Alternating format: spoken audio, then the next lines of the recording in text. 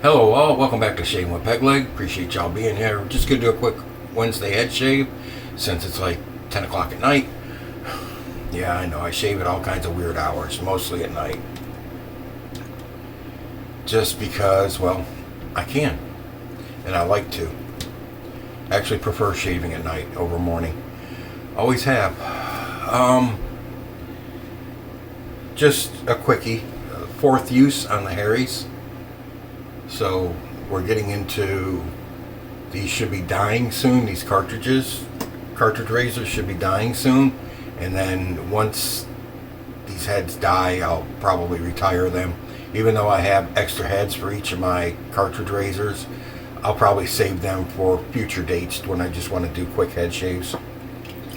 The brush today will be a Jequil Corenveo, you say it how you want. 24 millimeter, nice barber pole handle, nice synthetic brush. Yes, I soak my synthetics. Like I've said before, you don't need to soak a synthetic, but I do it just to warm the bristles up. And we're going to be using a Victorian era porcelain mug with 3 pucks of soap in it.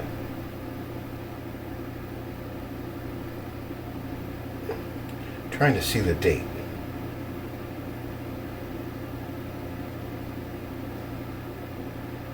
I think that says 86.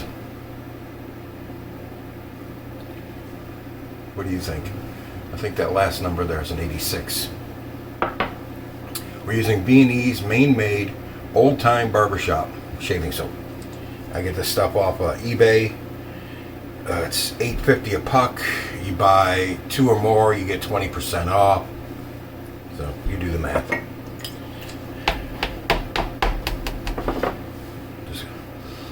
This is my absolute flippin' favorite barbershop. If you like barbershops and if you like old time barbershop, like from the 60s and 70s and 50s type barbershop, that scent, that smell that smacked you in the face when you open the door, that's what this is. This is fantastic. It's my absolute favorite. I'm just going to get some on the brush here.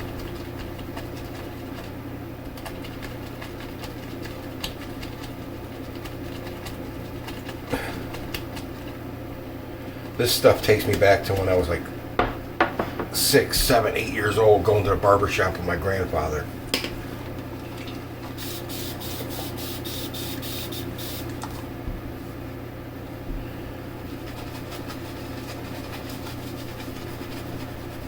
Oh. It's a glycerin-based soap. It's nice and slick.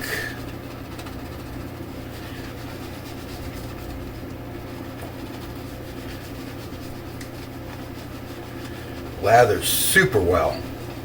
You saw how quick I was loading it off the puck, and you see what this lather's doing already. It's just blowing up.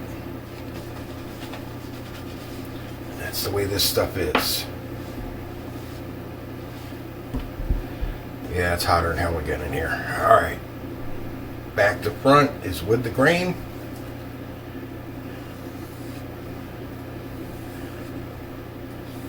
Fourth use on the Harrys. I'm not getting any tugging yet. And I can feel it cutting. So maybe I'll get 6 out of this. Who knows? But we're getting there.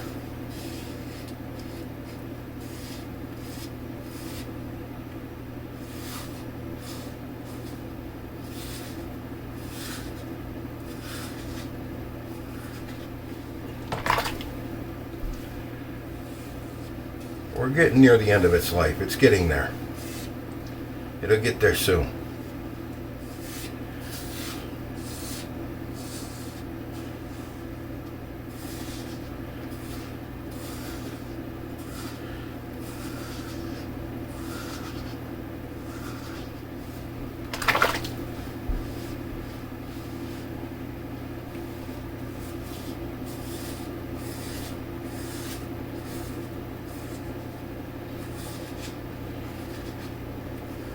Do you guys know what that picture was that I had in the beginning before I started yakking? that picture of that old trike that was actually considered an automobile back in the day? Do you know what that was? That was an 1886 Benz, made by Carl Friedrich Benz. I'm sure you've all heard the name Benz before. On this date, on November 1st, 1886, he got a patent for what was considered to be the first motorized car, motor vehicle, motor wagon. Carl Friedrich Benz was born 25th November 1844, and he died the 4th of April 1929 at the age of, I think it's 84.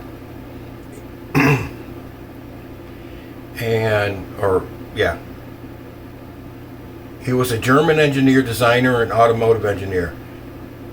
His Benz patent motor car from 1885 is considered the first practical modern automobile and first car put into serious production. He received a patent for the motor car in 1886. So yes, that was the first motor car. You're going, wait a minute, what about Henry Ford? Henry Ford was nowhere near the first. Henry Ford's claim to fame was producing them en masse, coming up with a production line, assembly line system to make cars all with the same interchangeable parts.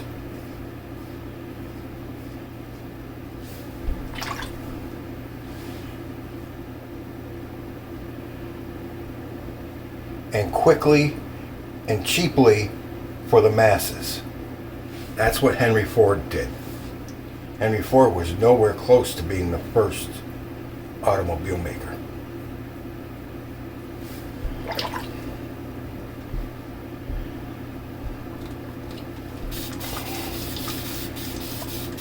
The thing about Frederick Benz, though, and his motor car,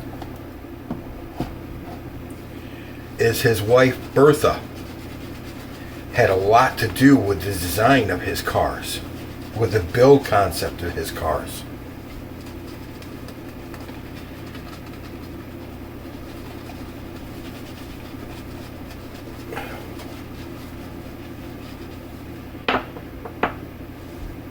Bertha Benz, what a name, right? Bertha Benz. All right, Mercedes, or excuse me, not Mercedes, that became Mercedes later. Benz and C-I-E, I don't know how, I'm calling it C, it could be Chai, I don't know. His company, Benz and Chi, or C, whatever, based in Mannheim, was the world's first automobile plant and largest of its day. In 1926, it merged with Daimler Moten Gasselkraft to form Daimler-Benz, which produced the Mercedes-Benz, among other brands. And Benz is widely regarded as the father of the automobile and the father of the automobile industry.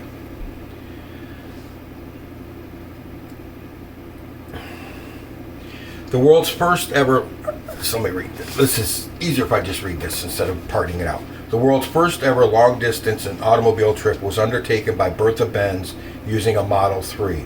On the morning of 5th August 1888, Bertha, supposedly without the knowledge of her husband, took the vehicle on a 104-kilometer, 65-mile trip from Mannheim to Fosheim to visit her mother, taking her sons Eugene and Richard with her. In addition to having to locate pharmacies along the way to refuel kerosene. That's what they burned, kerosene. So pharmacies sold, corner drugstores, whatever, sold kerosene. And that's what she had to get kerosene along the way. She repaired various technical and mechanical problems also. One of those included the invention of the brake pad lining. After some longer downhill slope, she ordered a shoemaker to nail leather onto the brake blocks because the brakes were originally just blocks of wood. And she had a shoemaker in one of her stops where she had to refuel and make and nail pieces of leather onto the blocks to stop the car. Because as she's going downhill applying the brake, which is just a block of wood, trying to press against metal, it was smoking. The brake block would actually just start smoking because of the friction. She's like, well, we can't freaking have that. So she had this shoe repair shop.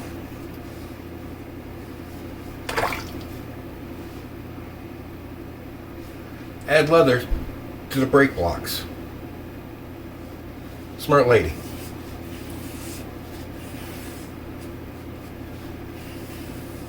So you can thank Bertha Benz for brake pads.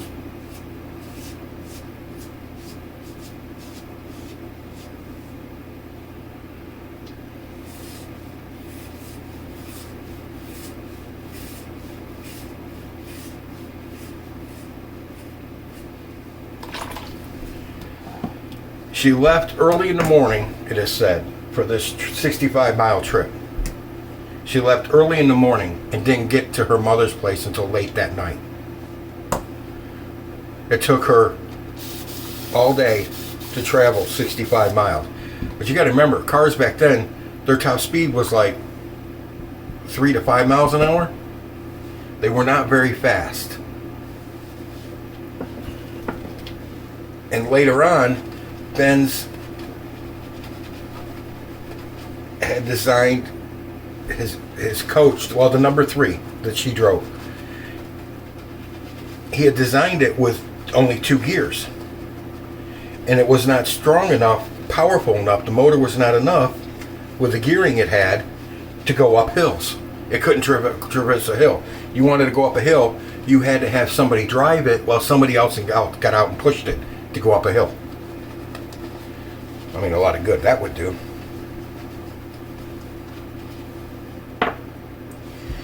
I've told you guys we had a Model T back on the farm.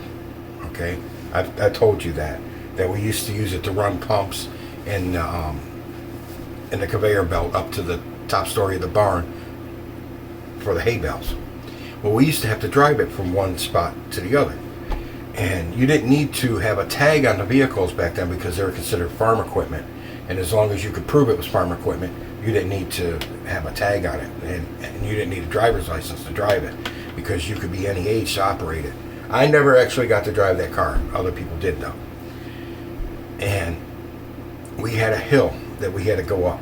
From my grandparents' house, you drove a quarter of a mile, then you had a pretty steep hill up, and then you turned right and you went over the bridge that went over the Erie Canal, and then down the other side, and then you made a left down the road that went to the other part of the farm. You went down the hill. Going from that hill was not as steep as the one by my grandparents' house on this side of the bridge. The other side, it was more, the hill was more like that. And the Model T could get up it. It was slow going and it struggled. It could get up there though, but it would get up there. Excuse me, the one on our side where my grandparents were coming down was fine. You could roll right down the hill. What they used to do is they used to just put it neutral and just let it coast down the hill. Excuse me. I got something right here. Anyways, to put it back at the barn on that part of the farm, to go up the hill, it couldn't go up the hill forward. The fuel pump was not strong enough to pull fuel from the gas can or the gas tank.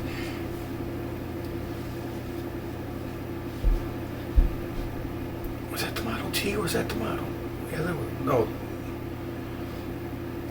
It wasn't the fuel. It was the incline was too steep for the gas to flow to the engine, to the motor. Excuse me. It was too steep. That was a different car that had to get the fuel pump problem. Sorry, I'm getting my cars confused. It was a different car. It was was that a Model 8 from the 20s that my cousin would drive. He couldn't go up a hill because the fuel pump wouldn't pull gas from the tank up to the motor. He had to back up the hill to let the gas run towards the motor. No, the Model A, it wouldn't feed. It was the same. It was basically the same problem. The fuel would not feed to the motor, so you had to back it up the hill. You could not drive it up the hill. It would go up the hill. It just, you had to back it up the hill. It's the same problem, different car. I was thinking. Sorry. We had a lot of old vehicles on the farm.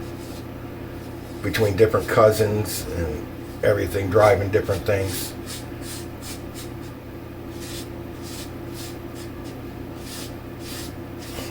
But yeah, that Model T, you had to back it up the hill because the fuel would not feed to the motor going up forward. But anyways, back to Ben's and his Model 3. His wife told him that he needed to add a third gear. Bertha told him, you need a third gear on this thing so it'll go up a hill. So he reconfigured the gears and added a third gear to it so it would go up a hill. Because she couldn't get it to go up a hill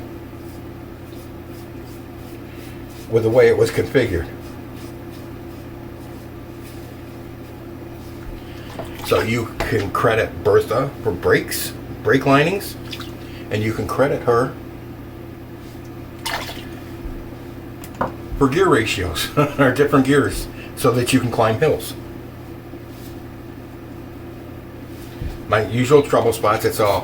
This is not bad for fourth use on this set of blades.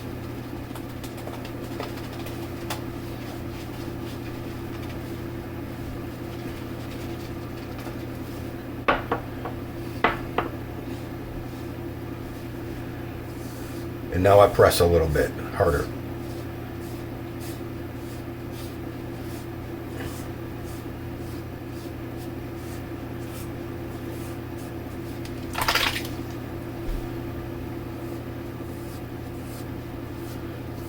I had a dark spot up there.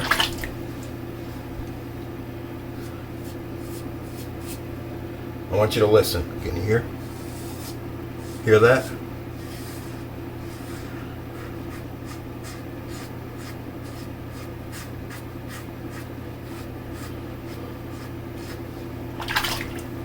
Now, see how it's changed? It's not as bad. It's still there a little bit, but that's because I'm really pressing in there pretty good right now.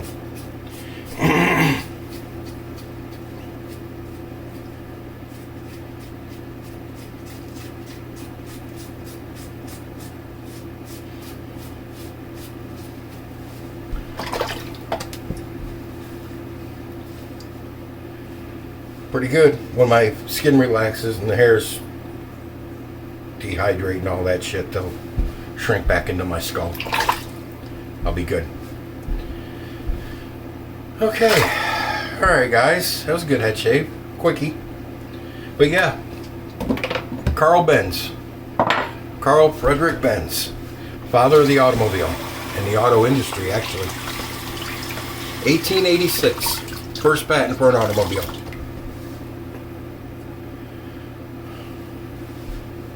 Was not Henry Ford.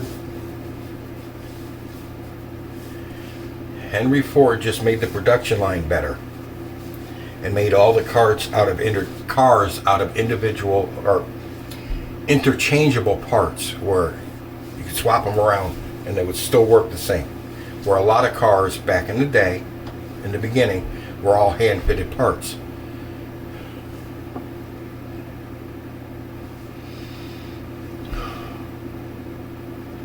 This is absolutely freaking. I don't want to wash the brush. I don't even want to wash it. I want it there. Well, we know we don't need Allen block because I don't get cut on my head with those. So we'll use witch hazel to scare the wrinkles away.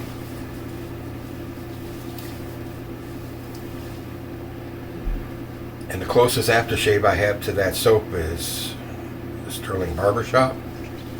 Give it a shake. It's close. That's a good restrictor.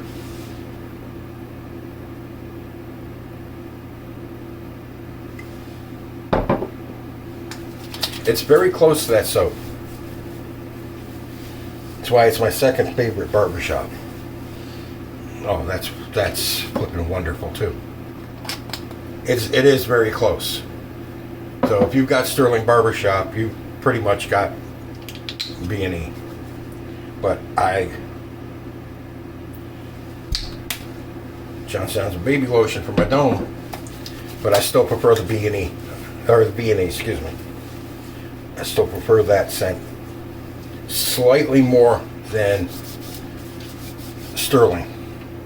Stirling's a very good barbershop, very good. But nothing, I think, will ever beat this one. I don't think anything will beat that soap as far as barbershops go. That is absolutely flippin' amazing. If you like barbershops, do yourself. They've got several different scents. You can buy 2 pucks, one barbershop and one of something else, or get yourself 2 barbershops and shred them up and compact them into a cup like I did. Absolutely, absolutely fantastic barbershop scent. My whole bathroom smells like it because it's sitting in front of my fan right now, just blowing up. It just brings back memories of the town barbershop, my grandfather, when we went there and opened that door, and all those aromas just came rushing out and slap you right in the nose. It's absolutely flipping fantastic. All right, guys, I appreciate you being here. Mr. Benz appreciates you being here. He hopes you buy one of his cars, even though he's been dead since 1929. But I'm sure he'd still appreciate it. Interesting story, though. The whole story on him is just too long to cover in a shave. Everything he did in his life is crazy. The iron foundry he started, and the different partnerships he had, getting into what he got into, and finally ending up building his cars, licensing his engine to a company in France, and they started building cars in France based on his engine. It's all crazy, crazy stuff. He's also the father of the Boxer engine that Subaru uses, and a couple other companies. Porsche uses it too. The Boxer engine. He made the first Boxer engine. Sorry, guys. In 23 minutes, I will say this. Don't forget the affiliate link.